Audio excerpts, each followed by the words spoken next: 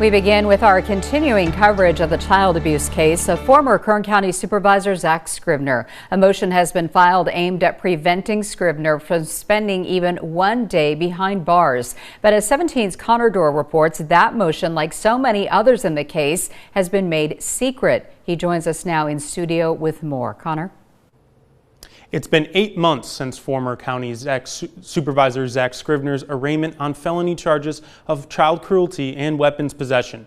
That was the last time we saw Scrivner in court.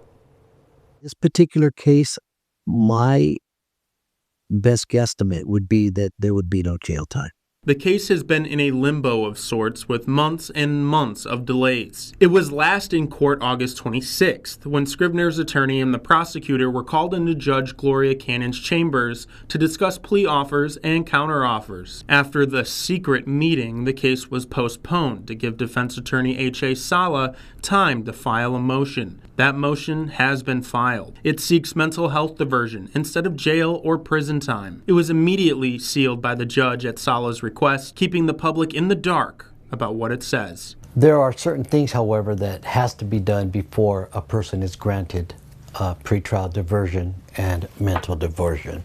David Torres, a criminal defense attorney, says for the motion to be successful, the judge must find Scrivner is suffering from a mental disorder, and that if he receives treatment, he will respond positively. In a police report, Scrivner was accused of taking psychedelic mushrooms, getting into bed with, and sexually penetrating a minor girl. But he wasn't charged with any sex crimes. If the mental health diversion is granted, the case could be delayed for some time. And generally, it can go anywhere from 6 months to a year, sometimes a little bit longer, and a lot of that is dependent upon the judge. The penal code gives some insight into what happens after treatment. Quote, if the defendant has performed satisfactorily in diversion at the end of the period of diversion, the court shall dismiss the defendant's criminal charges that were the subject of the criminal proceedings at the time of the initial diversion. In short, if this motion is granted, Scrivner would get mental health treatment, and if he stays out of trouble, all charges could be dismissed. But like many of the cases past filings and the meetings in the judge's chambers, it's a secret and not available to the public.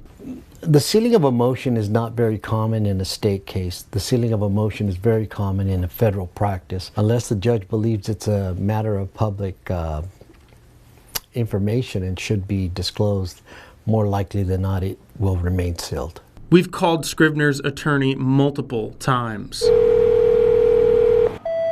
Hi, Mr. Sala. This is Connor Dorr. This is the third time I am calling today. I am just wondering if you can talk about the motion that's been filed. And we've received no answer. We've reached out to the Attorney General's office to ask if the prosecutor plans to fight the motion in court and received no answer.